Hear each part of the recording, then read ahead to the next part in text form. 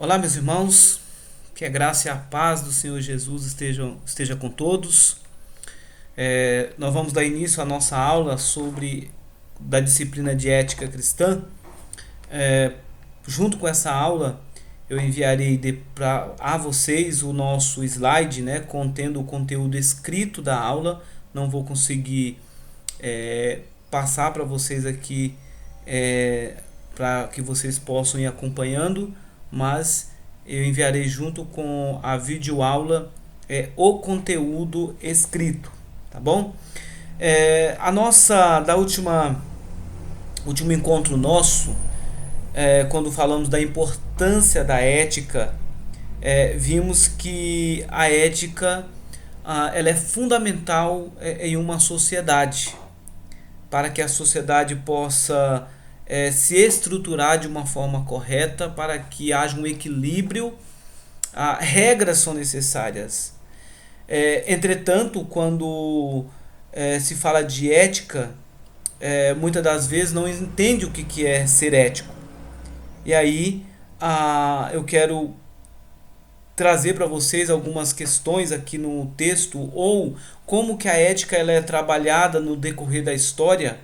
Pelo menos eu quero hoje trazer para vocês três formas de se interpretar, ou três formas de agir que a sociedade fala acerca de ética, que é a ética humanística, a ética que nós chamamos de naturalista, e a ética cristã.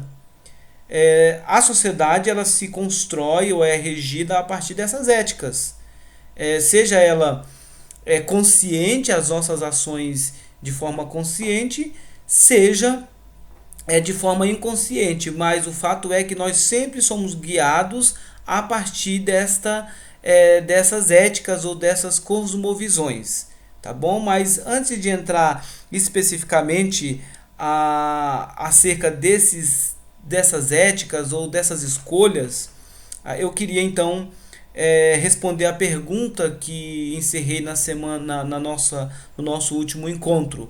Primeiro é como ser ético. Como ser ético? E aí tem algumas coisas que a gente pode citar. Por exemplo, ter caráter, cultura, bons princípios, boas intenções, procurar agir e ter boas ações. Isso é ser correto. Ser ético, em outras palavras, é dizer, quando você ouve uma pessoa dizendo, olha, essa pessoa ela é ética, com isso estão dizendo, essa pessoa é correta. Essa pessoa é correta, age de forma correta, age de forma justa. Portanto, em outras palavras, eu diria que, em resumo, ser ético é fazer aos outros o que você gostaria que fizesse para você. Isso é ser ético. Eu vou fazer ao outro aquilo que eu gostaria que fizesse para mim. Entendendo, claro, que jamais você vai querer fazer algo de ruim para você. Logo, se você não vai querer fazer nada de ruim para você ou que venha prejudicar você, como consequência, você também não vai querer fazer com que as suas ações também prejudiquem outras pessoas. Por isso que, em resumo, seria fazer aos outros o que gostaria que fizessem para você. Podemos, portanto, resumir a ética desta forma. Uma definição agora da palavra ética, uma definição de ética seria, portanto, um conjunto de valores ou padrão pelo qual uma pessoa entende o que seja certo ou errado. E a partir desse conjunto de valores, você então toma decisões. Como eu disse no nosso último encontro, a pessoa não precisa ser cristã para que ela tenha boas ações. Os valores, às vezes, eles são herdados, e na maioria das vezes são herdados. Por exemplo, acredito que você que está me acompanhando, eu também, no caso, os meus pais não são cristãos, e tenho orado pela vida deles, mas eles sempre me ensinaram o que é certo e errado. Eles sempre mencionaram ser honesto, ser uma pessoa de caráter. E eles não são cristãos, mas aprenderam com os pais a serem pessoas corretas. Então veja, ética é o conjunto de valores ou padrão pelo qual uma pessoa entende o que seja certo ou errado. E aí é uma definição geral de ética, tá? É uma definição geral de ética. E aí vem a pergunta a partir dessa definição, tá? Dessa definição geral de ética. Mas como eu sei que determinada escolha ou ação é certo e não errada? Tá? Como eu sei? Aí sim que entra as éticas, as éticas, como que eu posso dizer, vigente na sociedade. A primeira delas é o que nós chamamos de ética humanista ou ética humanística.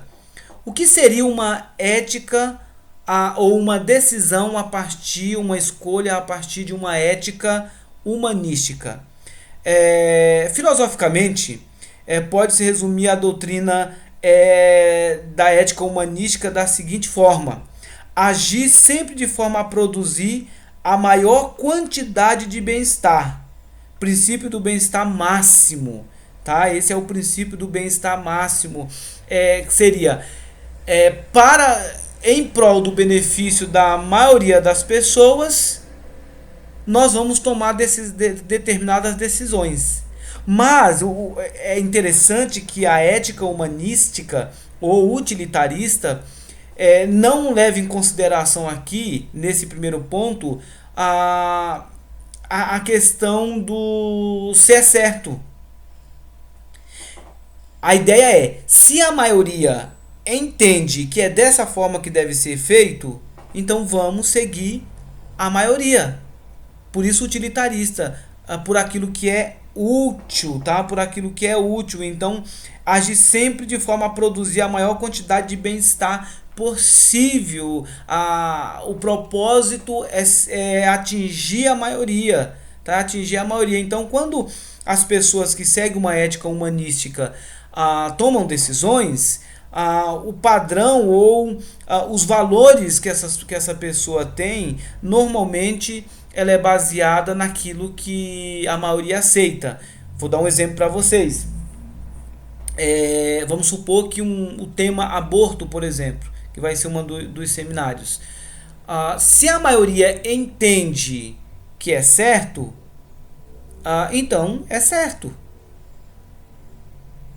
Dentro dessa perspectiva, quem segue esse tipo de visão focada no homem, nas pessoas, não leva em consideração os efeitos, mas sim aquilo que funciona, aquilo que vai beneficiar a maioria das pessoas, tá bom? Então isso é ética humanística, tá? A partir do ser humano, a partir de legitimar as minhas ações a partir daquilo que vai beneficiar a maioria das pessoas.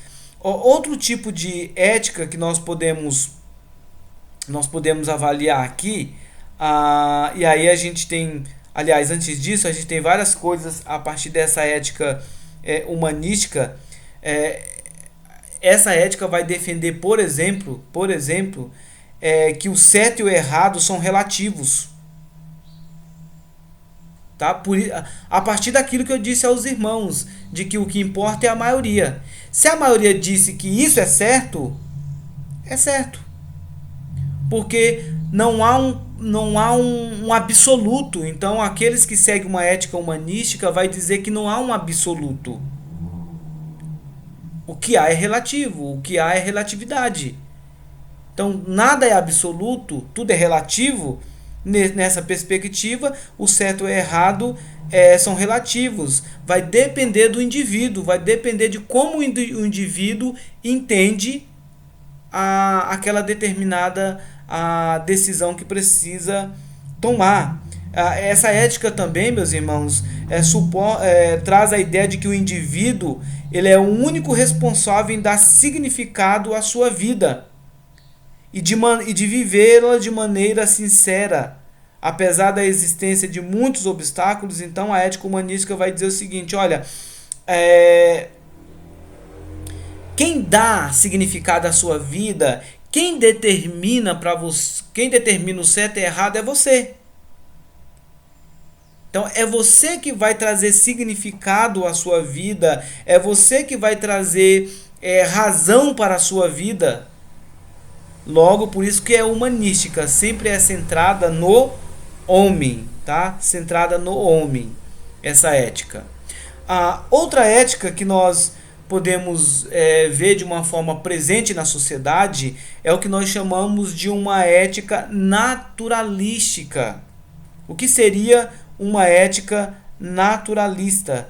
Essa ética ensina que somente os mais aptos sobrevivem e que os fracos, doentes, velhos e debilitados tendem a cair e desaparecer à medida que a natureza evolui. Nessa perspectiva, poderíamos dizer que a ética naturalista toma como base o processo e as leis da natureza.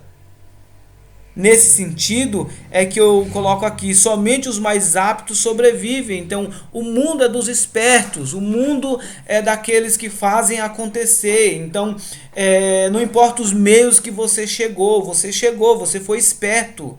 Você foi uma pessoa apta, você mostrou capacidade. Não se leva em consideração, na ética naturalista, não se leva em consideração o fato de que, para que você chegasse lá, algumas pessoas foram prejudicadas. Mas é apenas o processo da evolução. Eu evoluí. Se o outro não evoluiu, é porque ele é fraco. Eu não sou fraco. A razão de que eu não sou fraco é que eu evoluí. Então, essa é a ética que nós chamamos, portanto, de naturalista. Se a natureza evolui, o ser humano também evolui. E a evolução do ser humano é vista pela forma como ele conquista as coisas. Como ele conquistou isso, não importa.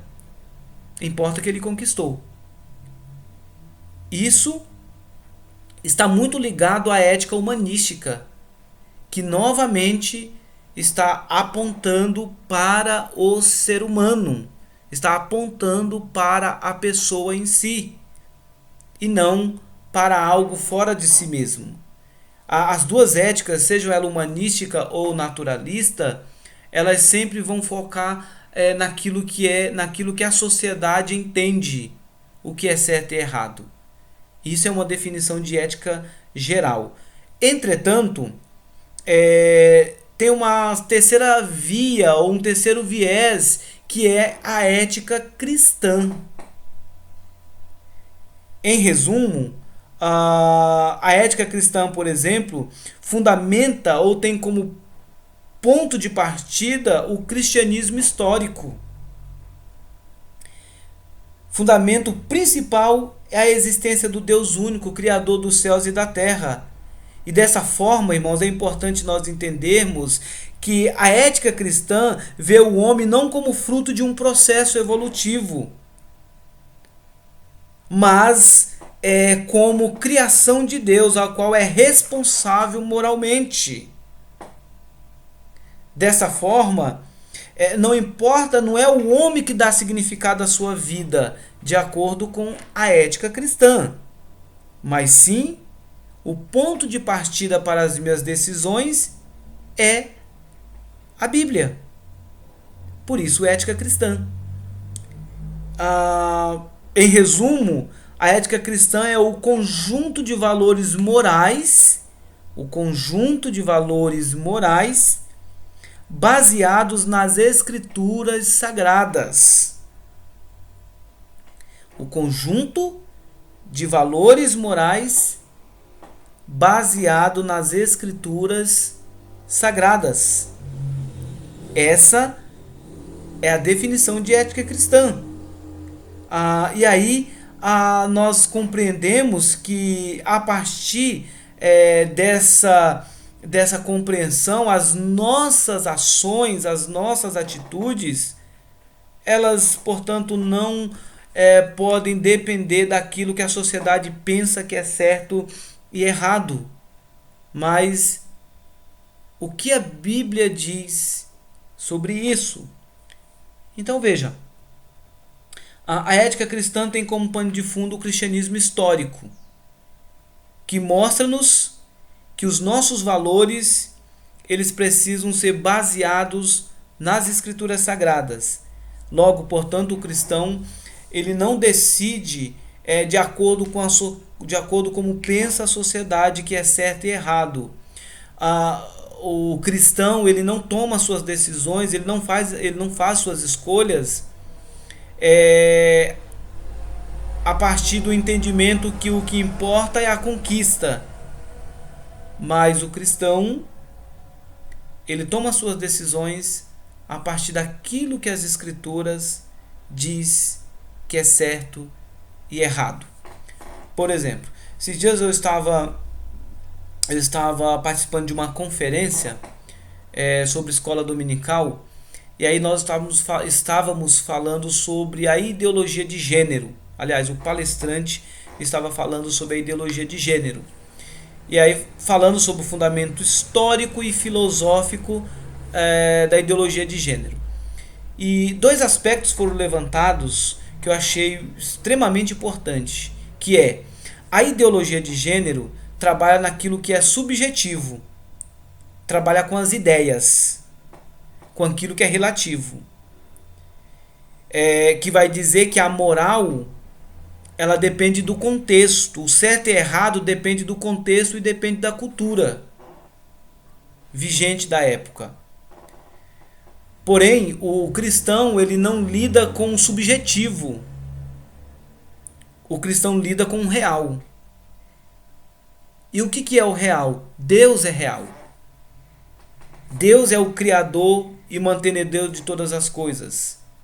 Há regras, princípios, há normas que a Bíblia coloca em que o cristão precisa pautar a sua vida ou tomar suas decisões a partir daquilo que a palavra de Deus diz. Vou dar um exemplo para os irmãos.